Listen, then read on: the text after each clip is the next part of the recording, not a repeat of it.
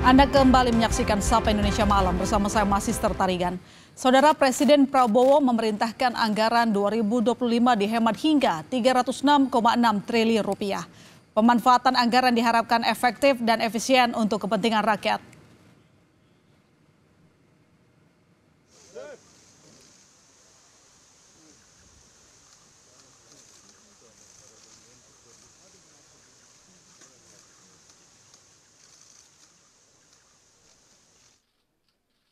Presiden Prabowo Subianto meminta jajarannya melakukan efisiensi anggaran. Penghematan anggaran diperlukan untuk membiayai program-program prioritas pemerintahan Prabowo Gibran. Keinginan Presiden ini tertuang dalam Instruksi Presiden Nomor 1 Tahun 2025. Dalam Inpres tersebut, Presiden menargetkan penghematan anggaran baik di pusat maupun daerah di 2025 mencapai 306,6 triliun rupiah lebih. Dalam Inpres, Presiden Prabowo juga memerintahkan membatasi belanja untuk kegiatan yang bersifat seremonial, kajian, studi banding, dan seminar atau focus group discussion. Presiden Prabowo juga meminta biaya perjalanan dinas pejabat dipangkas hingga 50%. Menurut Presiden Prabowo, dengan memangkas anggaran perjalanan dinas bisa menghemat 20 triliun lebih. Prabowo menyebut anggaran yang dihemat bisa digunakan untuk memperbaiki puluhan ribu sekolah. Prabowo meminta seluruh jajarannya mematuhi keputusannya untuk menghemat anggaran negara. Perjalanan dinas dikurangi, potong setengah. Dengan setengah kita bisa menghemat 20 triliun lebih. Kalau kita hitung 20 triliun, berapa puluh ribu sekolah, gedung sekolah bisa kita perbaiki.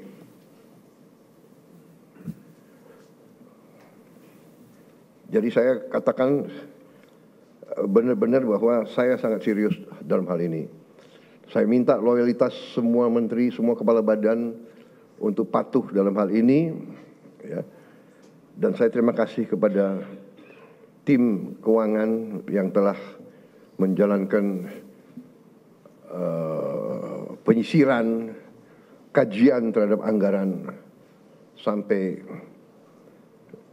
serinci-rincinya. Kalau tidak salah, mungkin sampai satuan ke-9 kalau tidak salah. Menteri Keuangan Sri Mulyani menyebut langkah penghematan anggaran atas instruksi Presiden tak akan mengubah postur APBN. Kalau postur diusahakan tidak, tapi kan nanti kita juga akan sampaikan ke DPR pada saat nanti kan pergerakan kan postur bukan hanya karena Inpres ini kan, tapi dari Inpres insya Allah enggak, karena kan itu melakukan dinamika dari belanja saja, tapi dari proyeksi penerimaan dan kemudian bagaimana eksekusi belanja itu kan yang biasanya nanti kami sampaikan dalam laporan semester ke DPR. Menteri Sekretaris Negara Prasetyo Hadi mengungkap penghematan anggaran bisa untuk membiayai program-program yang langsung menyentuh masyarakat, termasuk program makan bergizi. Kita perlu mengencangkan ikat pinggang, kita perlu penghematan, kita perlu lebih selektif untuk memilih kegiatan-kegiatan yang lebih produktif dan lebih berdampak langsung. Nah, jadi ya memang pada akhirnya nanti akan terjadi penyesuaian di setiap kementerian dan lembaga sebagai sebuah konsekuensi. Sebagaimana yang sudah ketahui, alhamdulillah mungkin sudah berjalan, tapi Bapak Presiden merasa juga ingin sesegera mungkin untuk itu bisa menerima manfaatnya lebih banyak, ya, lebih merata lagi. Nah, tentunya di situ ada konsekuensi, mungkin kita memerlukan penambahan biaya.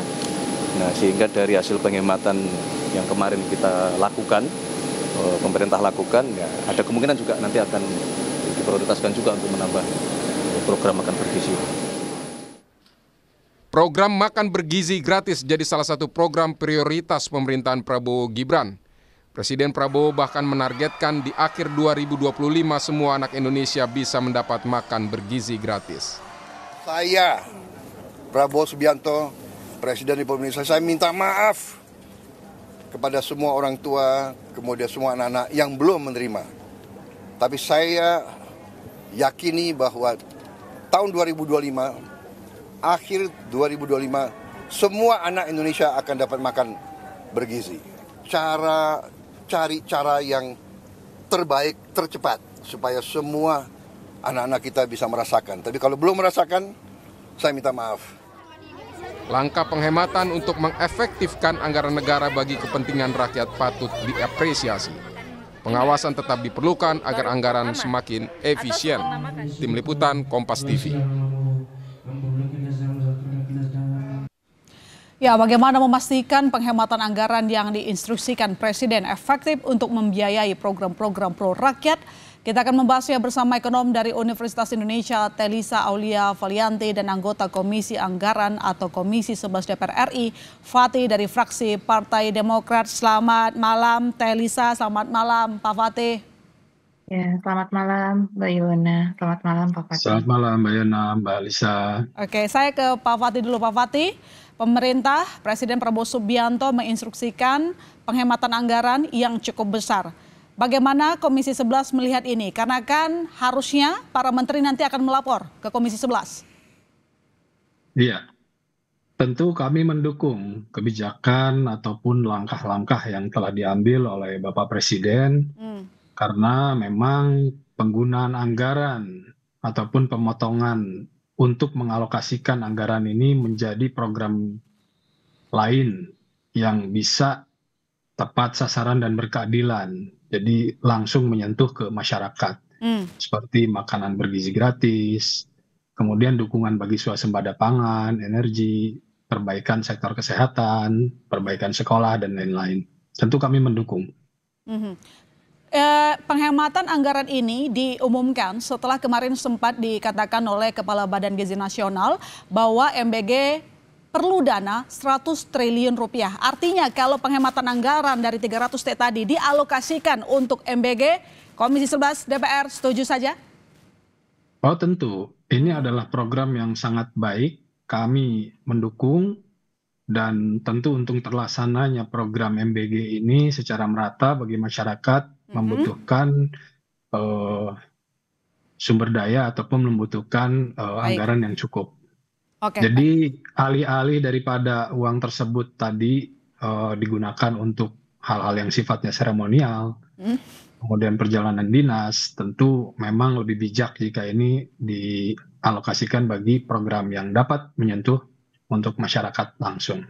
Oke, baik. Saya ke Bu Lisa. Bu Lisa, selain pemotongan anggaran perjalanan dinas, kita juga lihat bahwa alokasi dana transfer ke daerah TKD juga dipangkas jadi 50,59 triliun rupiah.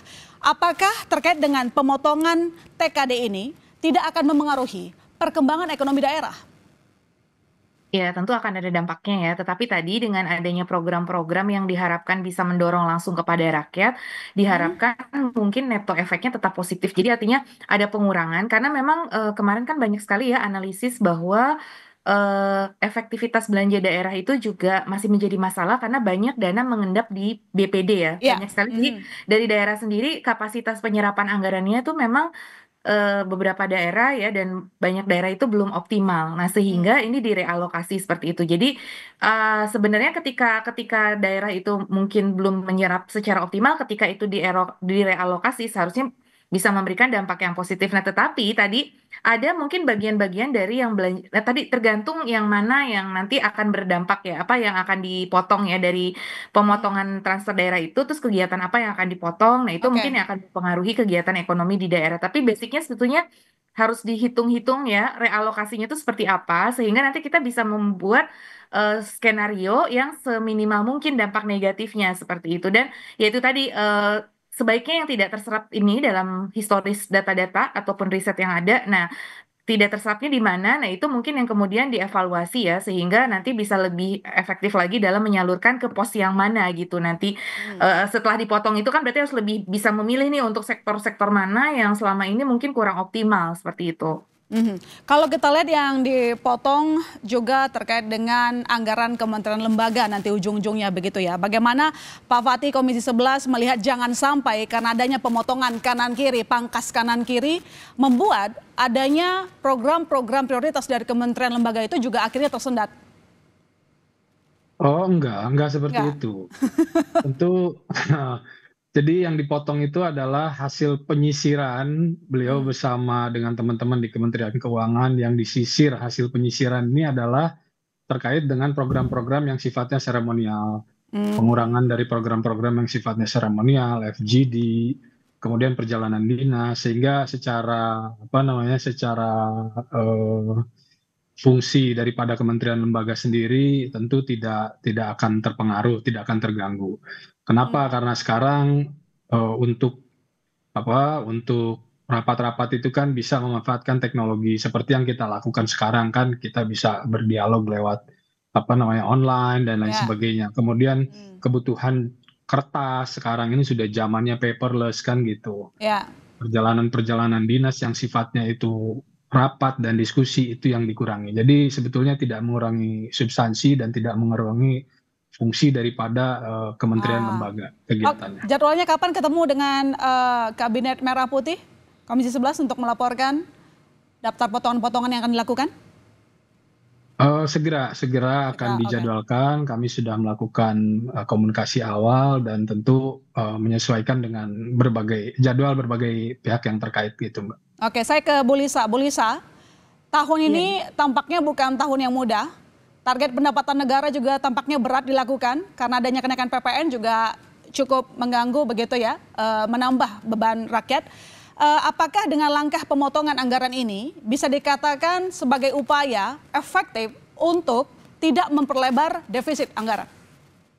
Iya, pastinya fiskal kita pengen tetap sustainable ya. Kita harus betul-betul menjaga fiskal sustainability kita dalam bentuk menjaga defisit pada tingkat yang aman. Dan kita tidak ingin hutang kita juga semakin membengkak ya, menjadi beban terus di masa yang akan datang. Sehingga kan kita juga makanya harus melakukan penghematan ya. Jadi memang cukup mendukung, namun tadi mungkin perlu diperhatikan dampak-dampak kepada sektor yang tadi ya, mungkin seperti perhotelan, transportasi yang akan terdampak langsung. Memang itu akan ada shifting, realokasi ya. Dalam ekonomi itu kita mindahin dari A ke B itu kan pasti ada opportunity cost ya.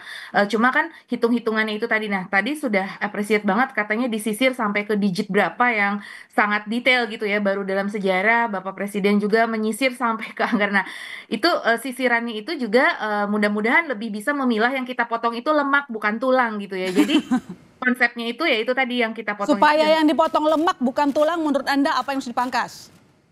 Ya, jadi ya itu tadi pemborosan-pemborosan yang memang kan kadang kita tadi ya acara-acara seremonial. Nah, tapi kalau untuk acara penelitian mungkin harus hati-hati juga ya, karena saya kan dari dunia akademik yang research juga ya. Jadi mungkin research yang mana yang tetap diperlukan oleh negara ya. Kadang-kadang kan ada policy research yang memang betul-betul dibutuhkan ya. Misalkan untuk urgensi dan sebagainya itu tetap menurut saya itu tetap diperlukan. Jadi artinya memotong-motongnya itu harus betul-betul hati-hati gitu ya. Dan dampaknya tadi nanti untuk impact ke sektor-sektor yang terdampak langsung itu juga harus ada semacam mungkin dipikirkan mitigasi resiko-resikonya ya.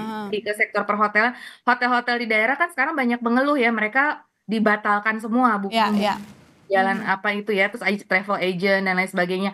Nah, itu harus dilihat juga karena di situ masyarakat kita juga cukup banyak yang bekerja di sektor tersebut ya, sektor-sektor sekunder dan tersier. Ini yang nampaknya akan terkena dampak negatif. Nah, itu mitigasinya seperti apa? Jadi supaya tetap balance gitu. Jadi artinya bahwa dan kemudian juga itu ya korupsi yang harus juga dijaga supaya kepada efisiensi anggaran. Jadi jangan sampai gini kita motong ini tapi kemudian ada korupsi di yang besar-besar ya, misalkan di belanja-belanja modal yang besar malah bocornya lebih daripada penghematan itu. Nah, itu yang betul-betul harus dijaga. Jadi harus disertai dengan pengawasan kepada anggaran-anggaran besar. Kalau rutin kan cenderung lebih kecil-kecil ya, tapi banyak. Nah, tapi kalau belanja modal yang besar-besar yang rentan terhadap korupsi, nah itu yang harus dijaga juga supaya jangan sampai kita nambalin yang lain tapi kemudian bocor di yang lain. Nah, itu yang harus kita sinkronkan. Jadi harus disertai juga dengan pengawasan kepada anggaran-anggaran besar terutama di sektor infrastruktur atau di sektor-sektor yang selama ini rawan terhadap korupsi seperti itu. Dan itu nilainya besar. Nah, itu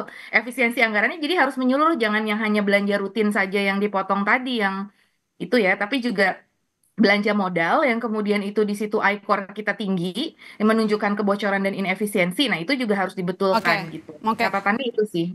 Pak Fatih.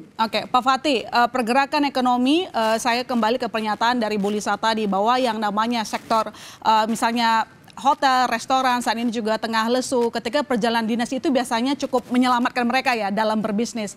Mitigasi risiko apa yang mungkin nanti akan didesak oleh DPR? Karena ini terkait dengan target pertumbuhan ekonomi juga kan. Itu bisa mengurangi konsumsi.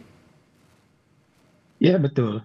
Namun perlu diperhatikan sekali lagi ini kan bukan menghilangkan sepenuhnya, hanya mengurangi. Jadi artinya bobot-bobot perjalanan dinas yang sifatnya seremonial dan juga sifatnya itu outputnya tidak jelas kalau bahasanya itu yang dikurangi gitu. Sehingga bukan berarti dengan adanya pemotongan ini sepenuhnya dihilangkan, tetapi mengurangi jumlah atau mengurangi bobot-bobot pada kegiatan yang memang sifatnya seremonial dan outputnya itu tidak terukur gitu. Output yang tidak terukur. Baik, saya ke Bu Lisa. Pertanyaannya adalah bagaimana kita memastikan bahwa efisiensi adalah hal yang cukup baik dan memang harusnya dilakukan begitu.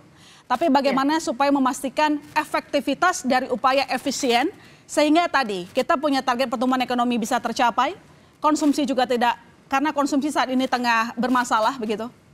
Ya, jadi saya setuju banget tadi mendukung apa yang disampaikan Pak Fatih ya, bahwa output dan outcome itu harus jelas. Jadi benar bahwa efektivitas itu adalah pada kegiatan-kegiatan yang jelas output dan outcome-nya. Jadi kita harus menegakkan performance based budgeting ya, kemudian juga ya penganggaran itu berbasis kinerja. Jadi kita harus punya kinerja juga. Jadi apa sih sumbangan dari setiap kegiatan itu kepada output? Jadi harus ada matriks yang menghubungkan setiap kegiatan-kegiatan itu output-nya apa, outcome-nya apa ya. Biasanya kami juga ya sebagai di perguruan tinggi negeri gitu ya, biasanya juga melakukan seperti itu. Kita melakukan kegiatan apa, itu outputnya apa, outcome-nya apa, harus bisa dipertanggungjawabkan dengan anggaran berapa. Jadi saya rasa itu yang harus yang menjadi KPI para menteri dan staf-stafnya ya, bahwa setiap kegiatan harus diarahkan pada mencapai target pertumbuhan 8% itu.